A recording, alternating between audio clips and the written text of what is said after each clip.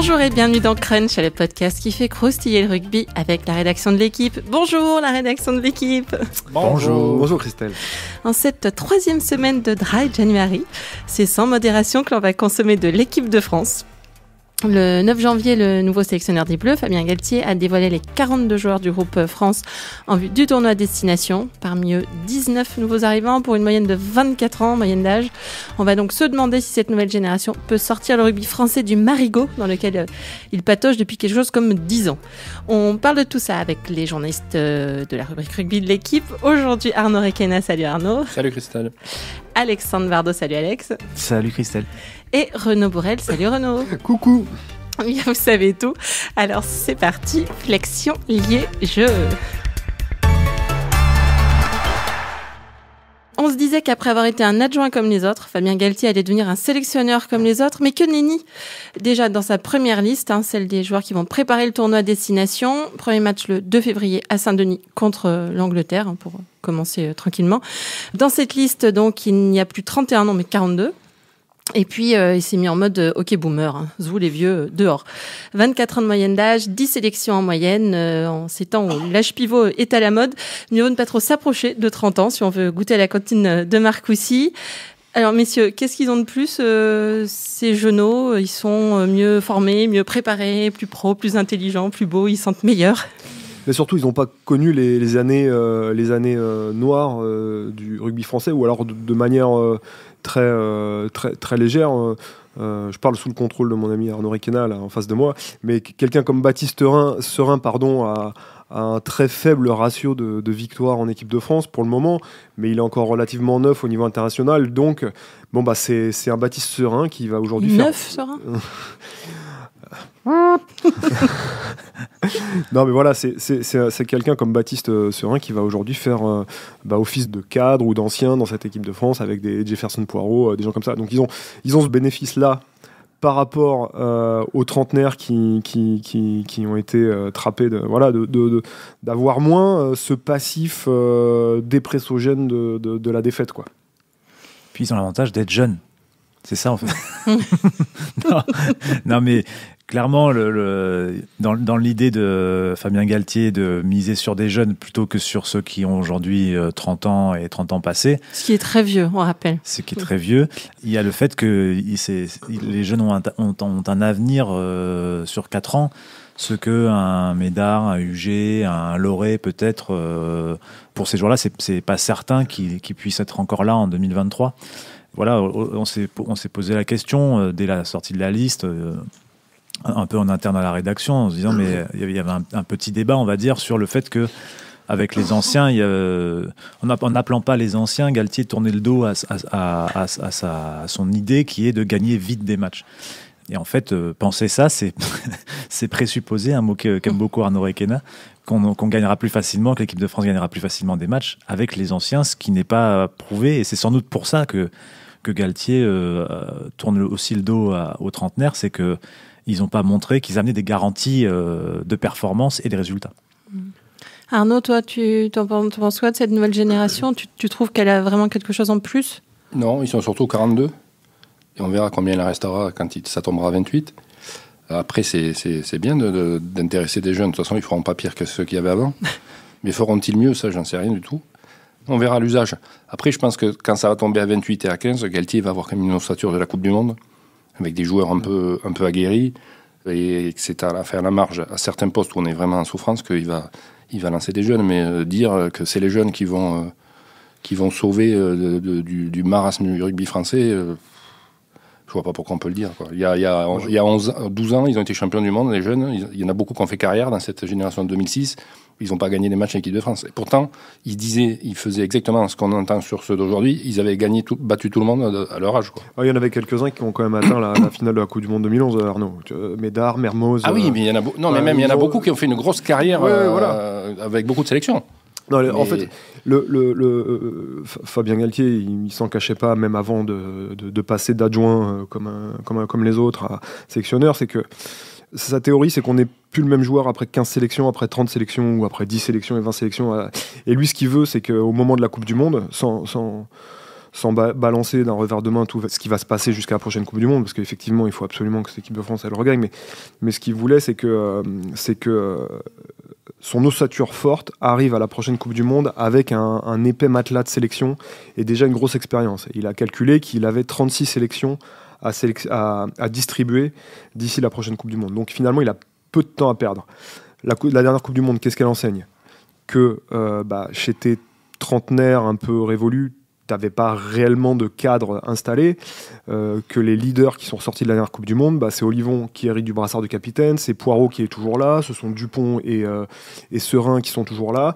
Je dirais que l'épine dans le pied de Fabien Galtier, entre guillemets, dans cette liste, c'est que Vahamina est arrêté. C'est le vrai joueur qu'on aurait pu, malgré son comportement sur la fin de la Coupe du Monde évidemment, mais on aurait pu définir comme un leader de cette équipe qui n'est pas là parce qu'il a choisi d'arrêter au moins temporairement l'équipe de France. Mais sinon, voilà, son idée c'est ça. Et si je pousse le raisonnement plus loin, quand on regarde les deux finalistes de la dernière Coupe du Monde, les Anglais et les Sud-Africains, le morphotype de cette équipe, les Anglais, il y a deux trentenaires de mémoire, Youngs et Courtney Lawes, qui ont 96 et 80 sélections. Ils ont 30 en pile, 96 et 80 sélections. Donc ils ont énormément de sélections et ils ne sont pas si vieux que ça. Chez les Sudaf, c'est un peu différent, mais ils ont très peu de trentenaires aussi. Ils ont Mtaouira qui a 34 ans et qui a 118 sélections. Bon, monument du rugby mondial. C'est devant quand même. C'est devant, mais c'est derrière, il y a quand même des mecs, je pense, voilà, le Roux qui avait 30 ans, mais qui n'avait pas tant de sélections de ça par rapport à son âge, mais pour d'autres raisons. Mais on est quand même sur des 50, 60 sélections, des choses comme ça, sinon les deux ailiers chez les Sudaf qui étaient...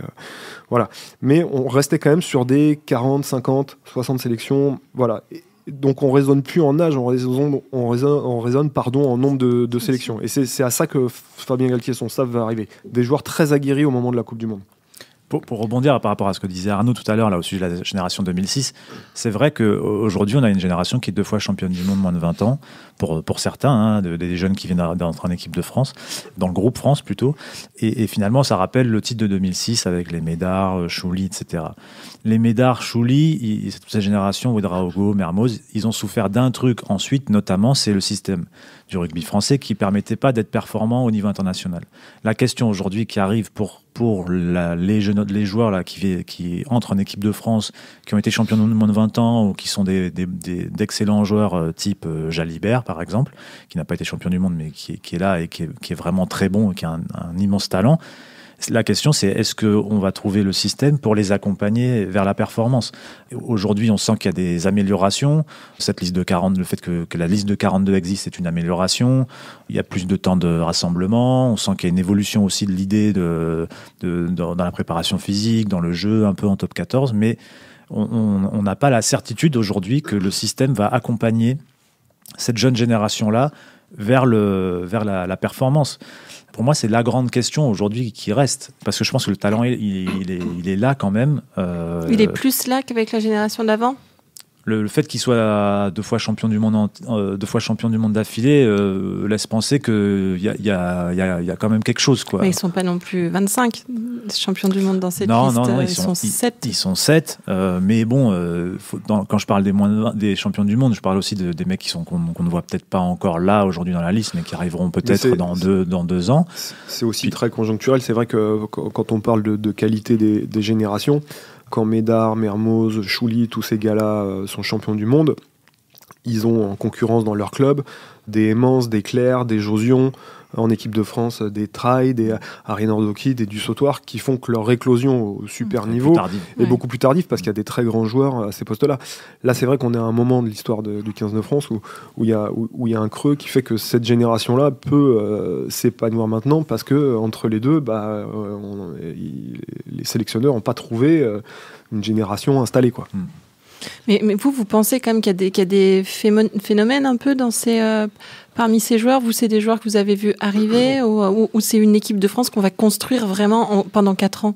Moi, je crois qu'on va la construire pendant 4 ans, mais là, tout de suite, déjà, c'est l'avantage des 42, pour le coup, c'est je pense pas que c'est les 40... Si vous deviez dire à Fabien Galtier, demain, il y a la Coupe du Monde, tu prends 42 joueurs, il n'aurait pas pris cela. Mais là, dans 42, il va les avoir pendant 15 jours, ne serait-ce que les voir sur un terrain alors qu'il ne les connaît pas, voir comment ils se comportent. Je suis sûr qu'aujourd'hui, il y a peut-être 10 joueurs, il sait qu'ils ne sont pas dans le groupe. Donc ça va se construire petit à petit. Et ça, c'est un avantage, par contre, d'avoir des joueurs... mais il ne faut pas penser que le 42e, le 41e aujourd'hui, ils vont jouer contre l'Angleterre. Enfin, je ne crois pas. Après, des joueurs, est-ce que vous avez vu venir? J'en sais rien. Moi, sur la lancée où il est de Fédéral 1, peut-être que Boutier il va marquer 4 essais face à l'Angleterre. Mais peut-être qu'il va rater les 2 premiers ballons aussi. Voilà, ça, on ne sait pas. Mais là, tous les mecs disent il a 27 ans et chaque fois qu'il passe un gap, il le passe brillamment. Après, il y a des joueurs très jeunes, mais bon, ils sont déjà là, mais qui sont oui, très clairement doués, et c'est empirique. Jalibert, Jacques Brunel lui a offert ses premières sélections, c'est pas pour rien. Les premiers matchs à Bordeaux, tout le monde a vu qu'il avait un truc. Dupont, on n'en parle même pas. Ça a été une bombe, les premiers matchs qu'il a fait en première. Je crois qu'il commence à 17 ans en Coupe d'Europe, Antoine Dupont. Serein, c'est pareil, c'est des mecs doués. Olivon, Arnaud, toi tu l'as vu à ses tout débuts. Voilà, il y a des mecs qui sont très sincèrement doués. Mais pour revenir à ce que dit Alex, c'est comment le top 14 va les digérer pendant ces 3 prochaines années. C'est ça l'interrogation. Moi, ce que j'aime bien dans cette génération, c'est que je trouve qu'il y a des caractéristiques communes dans le jeu. Il y a des joueurs qui semblent parler un même langage, des joueurs de rugby, quoi. Et même, je pense, un peu des joueurs français dans l'esprit. Avec France du Général. Voilà. La France du Général, monsieur. des joueurs qui portés vers l'offensive, doués techniquement. Il peut y avoir une espèce de... C'est une grande idée, c'est à nuancer, mais une sorte de renaissance d'un style français avec cette génération-là. Moi, je pense que, évidemment, on parle de Ntamak, de Jalibert, de Carbonel, mais je pense que Olivon est un vrai 3e ligne aussi, qui est capable de jouer. Un Bamba est un pilier particulier, très fort dans les duels, les appuis, tourné vers le jeu. Voilà, il y a Boutier qui a déjà 27 ans, mais c'est pareil, on sent qu'il y a un esprit, un esprit offensif, il y a une manière de jouer sur les duels, de prendre des risques. Penaud, Teddy Thomas, il y a un style qui semble se dégager, et je trouve que c'est intéressant parce que en plus ce style il correspond quand même un peu au canon du rugby moderne, c'est-à-dire de jouer avec de la vitesse, quoi, et puis de la technique. Pour suivre sur ta lancée, c'est beaucoup après ça que courent les sélectionneurs, c'est identifier la culture de jeu à la française et se jeter dedans, parce que ça leur correspondra mieux que de vouloir imiter un tel ou un tel, vouloir jouer comme les Blacks, comme les machins, comme les trucs. Bon, c'est une idée. Après, moi, je sais pas si ça marchera ou pas, parce que je suis que témoin des choses. Mais en tout cas, il semble y avoir une conviction. Donc, en tout cas, ça va être intéressant à suivre. Parce que je me disais, ils sont limite plus jeunes devant que derrière aussi. C'est des choses qui sont un peu étonnantes. Normalement, on sait que les postes de devant, ils sont plus à maturité tardive. Et là, on se retrouve avec du 0 sélection, des mecs de 20 ans parfois, alors qu'on a du 27 ans derrière. C'était la combinaison de deux trucs, c'est qu'il y avait des trous et après, tu as des joueurs, par exemple... parce que Alex s'inquiète de comment le système va digérer les joueurs, tout ça. Tu prends Jean-Baptiste Gros, le pilier gauche de Toulon. Il a 20 ans, ça fait 2 ans qu'on me dit, lui, il va faire une énorme carrière en équipe de France. Il est programmé pour ça, pour l'équipe de France. Il va y arriver à 20 ans, très bien. Là, il va jouer ou pas, j'en sais rien. Il aura fait ça, déjà pas mal de top 14. Il va aller faire le tournoi à 20 ans. Il va faire quoi après? À Toulon, il va aller à l'Herbage ou il va jouer en club, où il est payé tous les mois? Voilà, mais où c'est un surhomme comme Califano à son époque, on en a eu un, où si on ne le prend pas en main, si on ne le fait pas reposer, ça va être compliqué. Bamba, il est déjà passé par la case opération des cervicales. Oui, alors qu'il a... le même âge, pour un an de plus. 21 ans.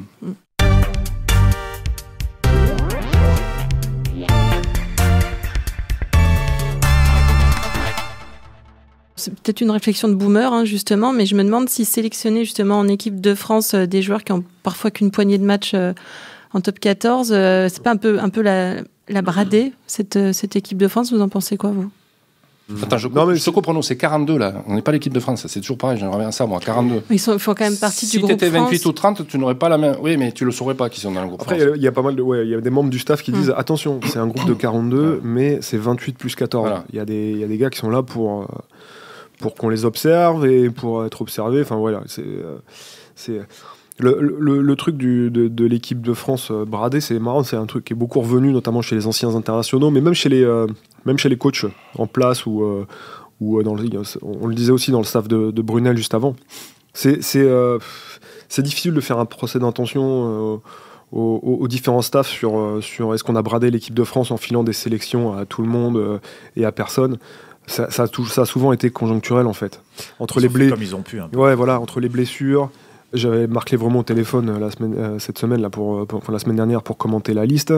Il me rappelait que sa première tournée en Australie, qui était une belle tournée de 3 tests, il est parti sans les demi-finalistes. Est-ce qu'on peut lui accuser d'avoir bradé les sélections d'équipe de France ?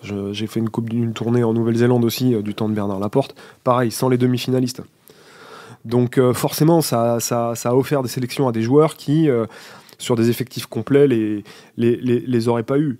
Là, je crois que ce staff-là, vraiment, essaie de tourner le dos à une période, entre guillemets, très noire de l'équipe de France, où aucun joueur n'est ressorti comme certains. Le premier qui me vient en tête, grand joueur, des derniers grands joueurs qu'on ait eu, c'est Yannick Josion, par exemple, au centre, qui lui était installé à un certain moment, et on le posait lui, et on parlait plus des autres.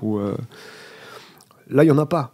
Il n'y en a pas. Les joueurs qui se sont installés, on les a cités tout à l'heure. Olivon, Poirot, Penaud, Dupont, la dernière Coupe du Monde.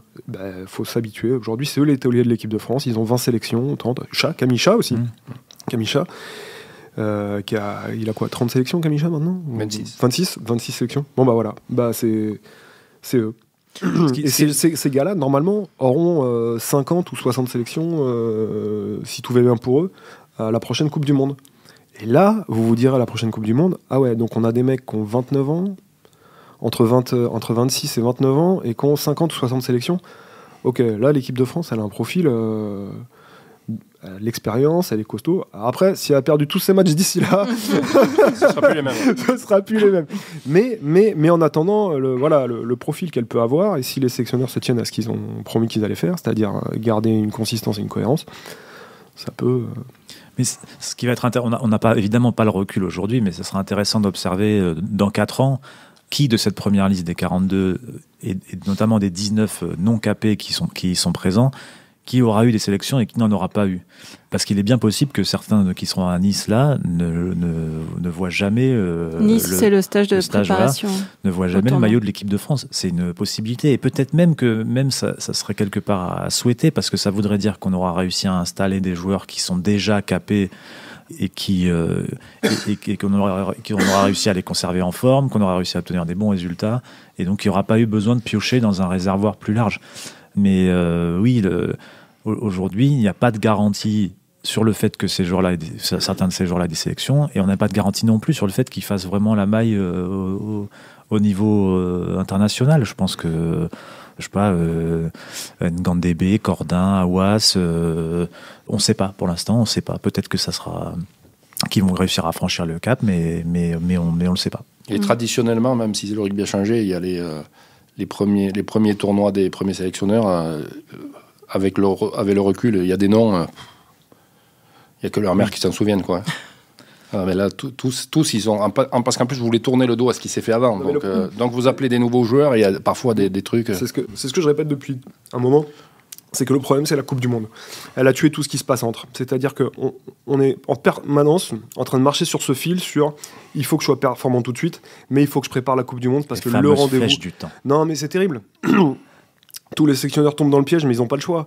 C'est-à-dire que Marc Lévremont, pour reparler de lui, quand il part en Australie avec une équipe sans demi-finaliste, quand même, il a Mermoz, il a Palisson à l'époque, je sais plus encore. Mais même son premier tournoi, il y a déjà Parra qui est là, il y a Trinduc. Il a lancé des mecs qui seront en finale de la Coupe du Monde en 2011. Ouais, mais il a aussi lancé Mela, Lionel Faure, voilà.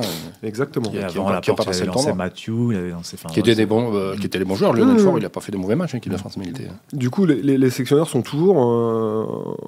enquiquiné par ça sur il faut gagner tout de suite. C'est vrai qu'on se dit aujourd'hui, étant donné l'état des stocks, le manque de certitude sur le poste d'arrière par exemple, on se dit mais ils sont fous de jouer l'Angleterre après ce que l'Angleterre a fait à l'équipe de France l'an dernier à Twickenham, notamment dans le jeu au pied profond. On avait décidé de jouer avec Johan Huget qui est un ailier, et ça a été un cauchemar. 44 à 6 je crois, ou 7, je me souviens plus, ou 8, bon bref 44 à rien au final. Et là, Médard, il a encore les jambes et c'est sans doute encore, lui, le meilleur arrière français en activité. Et il a 33 ans et les sélectionneurs décident de s'en passer pour le match d'ouverture contre l'Angleterre. C'est un vrai risque, c'est un pari. Et c'est là que je dis qu'on est toujours ce problème entre préparer la Coupe du Monde et être performant immédiatement. Et c'est souvent, dans le passé récent, la préparation de la Coupe du Monde qui a présidé et gouverné les choix des sélectionneurs, au détriment de tout ce qui s'est passé entre. Et en plus du creux de génération, ça a donné ces mauvais résultats. Donc là, on va voir comment ça se passe. Mais sincèrement, ils ont une ossature qui aujourd'hui ressemble à la plus performante qu'on puisse, à part 2-3 postes en souffrance vraiment, qu'on puisse sélectionner, quoi. Il n'y a quasiment plus aucun étranger dans ce groupe élargi. Il reste. Non, mais ça c'est William C. Les autres, mais ouais, William C. Mais le roux. Mais c'est bon, c'est aussi né à l'étranger, en tout cas, où il y en a. Ils vont faire 3. Après, la règle des gifs commence à avoir aujourd'hui quelques années derrière elle, donc ça commence à produire ses fruits aussi. Enfin, il n'y a pas que des gifs français. Non, mais ça a permis à une majorité, je pense. Pas les chiffres en tête, mais ça a permis à certains de jouer plus vite en club, de s'aguerrir plus vite. Le fait que si on avait laissé faire, alors la règle des gifs a critiqué à plein de défauts, mais je pense que, à mon sens, en tout cas, mon analyse, c'est que si on avait laissé faire, aujourd'hui, tous les clubs auraient la possibilité d'aligner 12, 13, 14, 15 joueurs étrangers sur la feuille de match. Et donc, ceux qui auraient tapé à la porte, éventuel champion du monde moins de 20 ans, ils auraient regardé de derrière la porte, ils auraient continué à taper, et puis c'est tout. Aujourd'hui, ils ont pu jouer. Et puis ils le font régulièrement, ils le font bien, ils arrivent à se montrer. Voilà, comme dit Pierre-Michel aussi, Bono, pour le citer, les jeunes là, ils jouent parce qu'ils sont bons, parce qu'ils sont meilleurs que leur concurrence aussi. C'est peut-être aussi une différence des années passées, où les jeunes n'arrivaient pas parce qu'ils étaient moins bons que la concurrence. Alors il y a un effet peut-être gif, mais il y a aussi le fait d'une génération qui est forte. Et aujourd'hui... Carbonel il joue à Toulon, Jalibert il joue à Bordeaux, et ainsi de suite. Donc en fait, ça change beaucoup aujourd'hui, elle concerne quelques postes, et notamment le plus préoccupant en fait aujourd'hui, c'est en deuxième ligne côté droit. Et quand on sait aujourd'hui ce que c'est un deuxième ligne au niveau international, quand on sait l'importance de ce poste-là, des capacités de ces joueurs-là, c'est un peu inquiétant. Et Arnaud a eu une discussion récemment avec un membre d'un staff de la fédération des équipes jeunes qui disait le problème, c'est qu'en plus, en deuxième ligne à droite, y compris aujourd'hui même chez les moins de 18, il n'y a personne qui vient, quoi. Il ne repère pas de profil.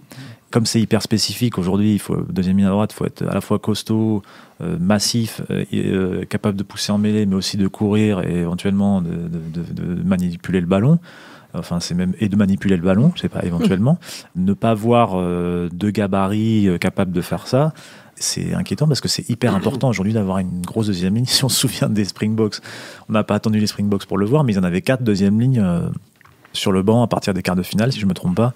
Et même les Anglais, avaient 4 deuxième lignes d'un même niveau, ils n'ont pas osé faire comme les Springboks, mettre 4 sur le banc. Mais après, l'équipe de France n'a jamais été championne du monde, mais non, on le saurait. En 2015, ça a failli. Non, mais à toutes les époques, même celles où l'équipe de France a été plutôt performante, on s'est plaint de carences à certains postes. Je me souviens à une époque où on n'avait pas de centre. Il n'y avait pas de centre, donc on s'est retrouvé avec... il y a eu Tony Marsh qui a été sélectionné, Brian Liebenberg, voilà, il n'y avait pas de centre, et on baladait Damien Traille de l'ouverture à l'arrière, des choses comme ça. Enfin, il y a toujours eu des carences à certains postes. Je pense que ça s'équilibre à un moment, on arrive à trouver des... Ouais, mais là, en deuxième ligne, c'est vraiment... T'es vraiment emmerdé, parce que c'est... Aujourd'hui, le deuxième ligne, tu prends Wyn Jones ou Edzebet ou des mecs comme ça, c'est le ou les deux meilleurs joueurs d'une équipe. Toi, t'en as pas. J'avais une discussion avec Fabien Galtier, quand il s'est présenté à Montgesti, je lui dis mais tu vas en Afrique du Sud, tu secoues un arbre, il te tombe 10 deuxième lignes. Et il te dit ben nous on les a pas. Les arbres. On n'a ni les arbres ni les deuxièmes lignes, nous on les a pas et on va faire 100. Et le même Galtier qui va te parler de mètres par seconde, de pas ceci avec son fils caché, Alex Bardot, il te parle que d'un truc, c'est il faut fracasser les mecs de maintenant, il faut faire ci, il faut faire ça, si on veut gagner au rugby, il faut faire ça. D'accord, j'ai dit mais si t'as pas, on va faire 100. Donc ça veut dire qu'il va falloir trouver un jeu où tu n'auras pas tes deuxièmes lignes pour fracasser les mecs devant. Donc, ou alors il va falloir tenir... avoir le ballon, courir dans tous les sens et mais épuiser comme, les mecs. Comme l'équipe de France n'a pas de numéro 8 comme Vermeulen ou Vunipola, effectivement, il faut s'adapter parce que sinon, on ne sort pas du couloir. Ça fait des ordres. Non, mais il faut espérer qu'il réussir à placer un GPS en permanence sur Tao ou Willem C pour qu'ils bossent comme des ânes pour combler le déficit physique dans le déplacement aujourd'hui qu'ils ont aujourd'hui et qui en bossant bien, peut-être qu'ils arriveront à le combler. Et ils sont quand même, je pense notamment à Tao, il y a un vrai potentiel. Le niveau du gabarit, de la technique, s'il arrive à bien se déplacer comme il a réussi à le faire en préparation de la Coupe du Monde, peut-être que c'est ce joueur-là qui fera la maille en deuxième ligne. Aujourd'hui, on ne sait pas, et ça fait quelques années lui qu'il est suivi et que il n'arrive pas à gommer ses défauts. Ça serait la bonne surprise s'il y arrivait, mais il en faudra plus d'un. De toute façon, il faudra Tao, mais il en faudra un autre, qui sera peut-être Willem C, qui sera peut-être encore un autre, mais un seul ne suffira pas. C'est ça aussi le truc, c'est que en trouver un, c'est bien, mais en fait, il en faut peut-être 2, voire 3, parce que c'est des postes où on se blesse. Et c'est aujourd'hui, ça vient pas. Et Maïna, il est complètement droit dans ses bottes. Il y a 0 chance de retour. Aujourd'hui, rien qui filtre, même off, qui parlerait d'un retour de Vamaina. Non. Galtier, lui, son idée, c'est s'il a envie de revenir, c'est pas nous d'aller le chercher, il faut qu'il en ait l'envie. Donc, quand on l'avait vu à Montgesti, il disait déjà, il faut qu'il se remette de sa blessure, qu'il finisse sa suspension, qu'il réfléchisse. S'il a envie de revenir, ce sera à lui de venir taper à la porte. Et l'équipe de France, aujourd'hui, ne va pas aller gratter. Parce que c'est clair qu'il faut, pour venir en équipe de France, il faut un engagement et il faut une volonté. Franck Azema dit la même chose, l'entraîneur Clermont. Il dit le jour où Seb aura digéré, ce sera à lui de lever le doigt et dire ça y est, je suis prêt à revenir. Mais peut-être qu'il n'aura jamais envie. Parce mais voilà. Lui, il y avait des raisons profondes en fait à sa retraite. Ouais. C'était pas lié au carton rouge. Il avait déjà dit avant à d'autres personnes que il partait à la retraite parce que, il voulait plus jouer en équipe de France parce que pour des raisons personnelles, familiales, il veut être plus proche de sa famille, ça lui pèse. Mais il a aussi connu une période très noire de l'équipe de France et donc peut-être que ça l'a usé et qu'avec un peu de repos et peut-être un visage plus sympa de l'équipe de France, il aura envie d'y revenir. Et peut-être qu'à ce moment-là, il sera trop tard et qu'il y aura quelqu'un à sa place.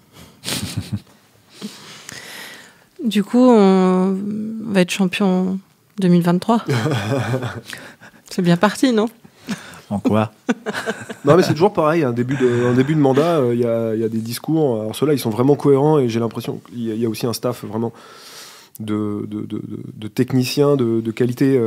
Ils ont tous fait leurs preuves quelque part. Sean Edwards avec le Pays de Galles en défense, voilà. Pas tellement, non. Servat avec le Stade Toulousain, les avants. Fabien Galtier, c'est un très bon technicien. Et ils ont un projet qui est clair, qui est cohérent. La question, c'est est-ce qu'ils vont réussir à s'y tenir ? Est-ce que s'il y a des mauvais résultats, ils vont rester dans ce truc-là ? Et pour le moment, d'expérience, tout le monde a eu des bonnes idées au départ. Et dès qu'il y a eu un petit grain de sable, ça a été branle-bas de combat. Je vous dis n'importe quoi, et j'ose croire que non. Mais qui dit que si ça se passe mal contre l'Angleterre, on va pas rappeler une pelletée de trentenaires ? C'est possible, ça s'est vu dans le rugby français. J'ai l'impression qu'eux le feront pas. S'ils le faisaient... Pas au bout d'un match, quoi. Pas au bout d'un match, mais même au bout du tournoi. Si le tournoi se passait mal et que tout à coup, on faisait table rase des confs de Montgesti, Osgore, parce qu'on a voyagé en plus pour aller à leur rencontre. Non, mais voilà. Moi, je veux croire que non, et je pense qu'ils auraient l'air idiots de se dédire si d'aventure ça se passait mal ou quoi. Ce qui est notable avec ce staff pour l'instant, c'est que, comme disait Renaud, chaque nouveau sélectionneur ou chaque nouveau staff vient avec des idées. Ce qui est intéressant avec ce staff, c'est que derrière les idées, il y a un projet de bâti pour installer ces idées. Ce qu'on ne sentait pas forcément avec d'autres staffs. Alors ce projet, il y a aussi beaucoup d'affichage aujourd'hui, mais il y a quand même, on sent une forte réflexion de la part d'Ibanez, de Galtier, du staff dans son ensemble, parce qu'ils bossent beaucoup conjointement. Donc ça laisse penser qu'il y a quand même une base solide sur laquelle ils pourront s'appuyer quand ça tanguera, quoi. Mais bon, ça, on dit ça à J-20 et quelques. T'aurais pu préparer l'émission quand même. Hein. Voilà. Savoir à J-, combien on était. J'ai pas compté les joueurs. J'ai compté les mètres, mais pas les joueurs. Organisation, toujours. Arnaud, toi qui as vu passer quelques sélectionneurs T'as qu'à dire maintenant, qu'il est vieux. il ne fait absolument pas tous ses Il est en plein sélectionneurs. âge pivot, là. On a parlé toute la matinée. Je peux vous dire que le pivot, lui, il le tient. T'es un peu optimiste, tu vois. Ah oui, c'est son style. Bah oui, voilà, c'est pour ça que je le lance de cette façon. C'est tout à fait mon style d'être optimiste. Ce que je sais aujourd'hui, c'est que Fabien Galtier, il est invaincu. Ça dépend. Et contre l'Angleterre, il a juste fait match nul. Ouais. Non, il est invaincu comme sélectionneur. Et non, mais plus sérieusement, là, qu'est-ce que vous voulez dire comme ça? Il faut voir. Non, est-ce que tu trouves que c'est un élan? Parce que moi, je vous trouve quand même un peu plus enjoué. Ça fait quand même un petit moment que c'est compliqué. Faut dire qu'on partait de bas. Voilà. Mais là, j'ai quand même l'impression que ça donne envie, cette nouveauté qui arrive. Disons que le projet moi je parle pas des 42, là, fait plus sérieux. Voilà, les retours qu'on en a des clubs et tout ça, des mecs qui ont participé à des réunions, on dit c'est la première fois qu'on nous présente, on est OK parce que là, c'est clair, c'est net, on nous explique bien les choses. Voilà, mais bon, est-ce que le sérieux du projet peut résister à 40 points de l'Angleterre au Stade de France? Je n'en sais rien. J'aurais tendance à dire que non. Voilà. Mais bon, après, peut-être que la France va battre l'Angleterre et se lancer sur un grand chelem après deux victoires face à l'Italie. Il y a le sérieux du projet autour de Fabien Galtier, de Raphaël Ibanez, Thibaut Giroud. Il y a aussi ce qu'on a vu en Coupe du Monde, où même si, encore une fois, l'équipe de France sort en quart de finale et que c'est un mauvais résultat pour l'équipe de France, on a quand même vu des progrès sur le terrain de différentes natures, que ce soit physique et surtout stratégique. Et Johan Huget, on a fait une interview avec lui il y a quelques temps, il disait que ce qu'avait amené Fabien Galtier, justement, c'était une espèce de qualité technique et stratégique. Ils avaient préparé, par exemple, le match contre l'Argentine sur le bout des doigts, et tout s'est passé exactement comme Galtier l'avait dit. Idem pour le match contre les Gallois. Et ce que Galtier ne pouvait pas prévoir, c'est qu'il finirait à 14 contre 15. Et ben, il aurait dû le prévoir. Il aurait dû le prévoir. Et contre les Anglais, le match n'a pas eu lieu parce qu'il a été annulé. Mais ce qu'il dit, c'est qu'il savait comment les jouer et comment les prendre. Ça, personnellement, je crois vraiment aux qualités de Fabien Galtier et son staff pour savoir préparer un match et pas tomber dans les pièges dans lesquels on est tombé sur les 2 dernières années. En fait, on va refaire l'émission. C'est pas la nouvelle génération peut-elle sauver l'équipe de France, c'est le nouveau staff peut-il sauver l'équipe de France. On n'a pas déjà fait celle-là. Qui est vieux et qui a beaucoup de sélections. Eh bien, merci, toutes mes vieilles personnes autour de moi. C'était Crunch, une émission de la rédaction de l'équipe. Aujourd'hui, j'étais avec Renaud Bourrel. Le plus jeune autour de cette table. Très, très jeune. Très, très jeune. Renaud Bourrel le jeune, Alexandre Bardot et Arnaud Requena. Merci à Roland Richard à la technique et à l'édition. Retrouvez-nous tous les lundis sur l'équipe.fr, Apple Podcasts, SoundCloud. N'hésitez pas à réagir, laissez-nous des commentaires et mettez-nous plein d'étoiles. À la semaine prochaine.